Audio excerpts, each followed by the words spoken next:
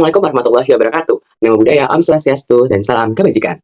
Selamat pagi, siang, sore, malam, dimanapun para hadirin berada. Perkenalkan, nama saya Gary Wiryawan dari kelompok 4, dari jurusan Kewirausahaan dengan NIM 1922408. Di sini, saya akan menjelaskan makalah yang telah saya dan kelompok saya dari kelompok 4 buat dengan judul Pemanfaatan Minyak Jelantah sebagai Bahan Baku Street Wax Ramah Lingkungan, Solusi Inovatif untuk Limbah Rumah Tangga. Pertama, kita mulai dari bab 1, yakni latar belakang. Nah, latar belakang adanya makalah ini ialah karena fakta bahwa minyak jelantah itu berbahaya karena dapat mencermati tanah dan lingkungan dan air. Kemudian, minyak jelantah ini jumlahnya cukup besar di Indonesia, yakni sebanyak 715.000 ton per tahun menurut ICCT pada tahun 2002. Namun hanya 20-40% yang terkelola. Oleh karena itu, potensinya besar sekali dari penggunaan minyak jelantah ini. Kemudian, dalam pembuatan makalah ini kami membagi menjadi 2 rumusan masalah untuk menjawab masalah ini. Pertama adalah bagaimana proses pemanfaatan minyak jelantah sebagai bahan baku board wax yang ramah lingkungan. Kedua, yakni bagaimana pemanfaatan minyak jelantah dapat meningkatkan kesadaran masyarakat dalam mengelola limbah rumah tangga. Intinya kami membagi menjadi 2 topik, yakni tentang pemanfaatan minyak jelantah sebagai bahan board wax, kemudian adalah kesadaran rumah tangga dalam mengelola minyak jelantah itu seperti apa. Baiklah, masih bab 1, yakni tujuan penelitian. Kembali lagi untuk menjawab dari rumusan masalah, yaitu penelitian bertujuan untuk menyampaikan proses pemanfaatan minyak jelantah sebagai salah satu bahan board wax yang ramah lingkungan, dan juga bertujuan untuk menjelaskan potensi dan meningkatkan kesadaran masyarakat pemanfaatan limbah minyak jelantah sebagai limbah yang dapat didaur ulang menjadi produk siap pakai. Kemudian, kami juga membagi ruang lingkup batasan dalam mencari data informasi. Yakni pertama, pengenalan minyak jelantah sebagai salah satu limbah rumah tangga berbahaya, itu urgensinya pengenalan minyak jelantah di rumah tangga. Kemudian kami juga mengenalkan konsep board wax dan gunanya dalam aktivitas skateboard dan surfboard.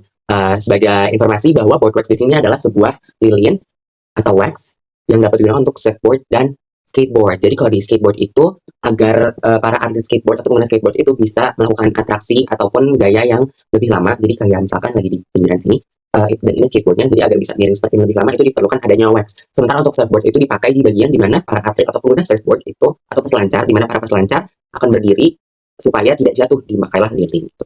Kemudian perancangan all product prototype board wax berbahan minyak jelantah, aspek ramah dalam penggunaan bahan baku daur ulang, dan analisis potensi kesadaran masyarakat terhadap pengelolaan limbah. Jadi di sini kami membuat produknya menjadi prototype, kemudian aspek ramah lingkungan dalam daur ulangnya seperti apa, dan kami juga menganalisis potensi kesadaran masyarakat itu seperti apa. Kemudian metode penelitian yang kami gunakan itu ada 2. Pertama adalah kuantitatif dan yang kedua kualitatif. Dalam kuantitatif ini kami menggunakan metode studi literatur untuk mencari sumber-sumber informasi sebelum eksperimen, dan kemudian kualitatif yaitu adalah kami menggunakan survei preferensi konsumen untuk mencari tahu bagaimana preferensi konsumen terhadap produk board wax yang kami buat. Kemudian teknik pengumpulan datanya kami bagi menjadi 3 tahap. Pertama adalah studi literatur untuk mencari informasi bagaimana pembuatannya, dampaknya seperti apa, dan marketingnya seperti apa. Kemudian yang kedua adalah eksperimen, yakni kami membuat board wax itu sendiri dari minyak jelantah. Jadi kami membuat eksperimen namun dalam skala kecil atau bisa dibilang skala rumahan. Kemudian yang terakhir kami menggunakan Google Form Survey untuk mencari preferensi konsumen. Baiklah, ini dia teori dasar minyak jelantah, atau kami sudah masuk ke bab 2. Kita mulai dari pengertian minyak jelantah. Nah, minyak jelantah itu sebenarnya apa? Minyak jelantah adalah minyak goreng bekas yang telah digunakan secara berulang-ulang. Kemudian minyak jelantah ini juga mengandung bahan yang bersifat karsogenik menurut Taman 2013. Dan karsogenik itu apa? Dilansir dari hellosehat.com, karsogenik itu senyawanya, karsogen itu sifatnya. Nah, karsogen ini adalah senyawa yang dapat memicu pertumbuhan sel kanker dalam tubuh manusia. Jadi minyak jelantah ini cukup berbahaya ya, karena minyak yang sudah dipakai berulang-ulang dan menjadi kotor gitu. Nah, dampaknya dari minyak jelantah terhadap lingkungan ini, karena biasanya minyak jelantah ini tuh dibuang sembarangan ya. Biasa itu dibuang ke got atau ke tanah gitu. Nah, padahal ini memiliki dampak yang berbahaya. Dampak jangka panjangnya, zat berbahaya ini dapat mencemari lapisan tanah tadi, balik lagi karena sering dibuang ke tanah, terus juga mengkontaminasi air tanah yang ada ketika dibuang ke tanah, dan ketiga adalah mengancam kualitas air tanah untuk kebutuhan manusia. Karena tanah itu kan menyerap air ya, menyerap liquid gitu, kayak dari akuifer. Nah, kemudian itu mengancam kualitas airnya karena tanah yang seharusnya menyaring air itu malah menyaring minyak, dan itu tidak sesuai dengan apa yang tanah seharusnya lakukan gitu. Kemudian selain itu minyak jelantah ini juga mengandung kandungan berbahaya. Pertama ini adalah asam lemak bebas, kedua aldehida dan senyawa hasil degradasi termal. Baik lagi karena minyak jelantah itu sudah dipakai berkali-kali ya, jadi memang ya sudah tidak baik lah seperti itu. Kemudian ini adalah potensi-potensi dari minyak jelantah. Jadi minyak jelantah itu karena sekarang dikelolanya itu dengan tidak baik ya, setiap warga itu beda-beda, kayak ada yang dibiarin aja, ada yang dikasih ke orang tapi nggak tahu akan jadi seperti apa, ada yang dibuang ke tanah, ada yang dibuang ke got, dan tidak sedikit juga yang dibuang ke saluran irigasi, saluran kamar mandinya gitu. Padahal minyak itu dapat mengeras di dalam saluran air, dan itu bahaya untuk rumah juga. Padahal minyak jelantah ini memiliki potensi yang dapat dikembangkan lagi. Pertama itu biodiesel, yaitu semacam bahan baku dari ramah lingkungan gitu, biodiesel. Jadi bisa kayak semacam bensin, cuman dari bahan-bahan alam. Kemudian adalah sabun, dan ini dicampur dengan beberapa bahan lain tentunya. Kemudian lilin dan wax, ini yang kami bahas, namun kami membahas spesifik ke wax bukan untuk lilin rumah, lilin mati lampu, tapi lilin atau lilin penenang atau lilin aromaterapi. Tapi kami bahas untuk lilin surfboard dan skateboard, peselancar dan para atlet skateboard gitu. Kemudian surfaktan, jadi bahan baku deterjen ya. Kemudian ada pelumas, jadi bisa sebagai kalau jendela macet, resleting macet dan sebagainya, sama plastik biodegradable atau plastik yang ramah lingkungan, jadi dia itu bisa terurai dengan cepat gitu. Namun kembali lagi ini perlu studi lebih banyak dan perlu dikaji lebih lanjut. Oke, kita lanjut ke bab 3, yang adalah minyak jelantah sebagai bahan inovatif. Minyak jelantah ini memiliki potensi yang banyak seperti yang sudah saya sebutkan sebelumnya. Adalah potensi-potensinya. Di sini saya menunjukkan aja dalam segi bisnis ya. Jadi potensi minyak jelantah dalam segi bisnis itu pertama, sumbernya melimpah dan murah, balik lagi. Karena dia ini tadi di Indonesia itu ada 715.000 ton per tahun, dan dia tuh nggak apa-apa, belum ada pengolahan yang efektif ataupun secara sirkular ataupun secara sistematis. Bagaimana sih minyak jelantah ini dikelola? Dan tadi padahal dia bisa diubah jadi banyak hal, dari biodiesel, sabun, lilin, kemudian deterjen, dan lain sebagainya. Dan di sini kami menggunakan sebagai board wax ramah lingkungan.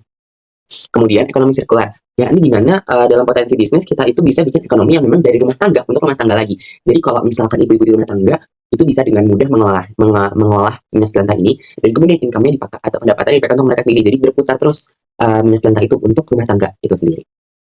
Kemudian nilai jual kompetitif di pasar eco-conscious. Zaman sekarang ini sudah tidak sedikit masyarakat yang memang aware dengan kesehatan lingkungan, dengan pencemaran lingkungan, itu sudah topik lumayan umum ya, sehingga nilai jualnya ini cukup bagus nih di masyarakat karena memang sedang tren produk-produk untuk yang ramah lingkungan gitu. Kemudian ini lanjut ke keunggulan minyak jelantah. Pertama adalah ketersediaan stabil, ya ini adalah limbahnya, karena ini dari rumah tangga dan juga limbah dari industri itu juga banyak tentang minyak jelantah, dan balik lagi itu banyak, jadi sangat banyak jumlahnya dan banyak juga potensinya gitu, mulai dari yang tadi saya sebutkan. Kemudian biayanya rendah karena pengolahannya juga tidak begitu rumit, namun memang harus dicampur gitu. Pengolahannya perlu dikaji gitu, tidak rumit, namun kalau ingin memang kayak produk yang udah agak kayak biodiesel, itu memang perlu kajian lebih lanjut. Kemudian dapat dimurnikan atau difilter. Di sini kalau di kelompok kami itu, kami juga sempat riset bahwa ini bisa dilakukan dengan karbon gitu. Jadi karbon itu menyerap minyak jelantah bahan-bahannya supaya dijernihkan gitu, dan fleksibel. Jadi dia tuh bisa dibentuk ke berbagai macam, tadi ya bisa sabun, lilin, biodiesel, deterjen, dan lain sebagainya. Oke, ini adalah bab 3 di mana kami fokus membahas tentang ini ya tadi, minyak jelantah sebagai bahan inovatif. Tadi bab 3-nya kami bahas minyak jelantah sebagai bahan inovatif. Di sini kami fokus ke preferensi dari customer, yakni ketertarikan produk. Pertama, kami melakukan kami melakukan survei Google Form sebanyak 64 responden. Di sini ketertarikan produk adalah sebanyak 84,4%, di mana 84,4% itu tertarik dan 31,3% sangat tertarik, sementara sisanya itu menjawab biasa saja. Dan alasan utama dari kenapa responden menjawab ini adalah karena produk ini memang produk ramah lingkungan dan performa. Kembali lagi saya dari slide sebelumnya bahwa memang di zaman sekarang itu memang lagi tren produk ramah lingkungan seperti itu. Kemudian namun kekhawatiran utama dari para responden adalah kualitas dan keamanannya, aroma yang berbau dan daya tahan. Namun untuk aroma ini kami sudah menyiapkan bahwa aromanya ini sudah kami kasih wangi gitu ya. Dan harga ideal itu sebanyak 45.000 sampai 60.000. Kemudian faktor pembeli yakni performa, kemudian eco-friendly dan harga. Gitu. Tantangan dan solusi. Tantangannya adalah kesadaran masyarakat, kualitas yang masih rendah, kualitas minyak bervariasi, dan teknologi masih terbatas. Jadi masih perlu kajian lebih lanjut. Mungkin kalau di luar negeri itu alat-alatnya sudah maju, jadi sudah bisa lebih baik. Cuman kalau Indonesia memang alat-alatnya masih perlu dikembangkan lagi. Kemudian ini solusi dari kami yaitu adalah edukasi dan pelatihan kepada masyarakat, dukung teknologi sederhana, dan dukungan pemerintah, terutama berbentuk regulasi ya, dan mungkin insentif gitu. Lanjut ke bab 4, simpulannya adalah minyak jelantah ini merupakan solusi berkelanjutan untuk ekonomi. Maaf.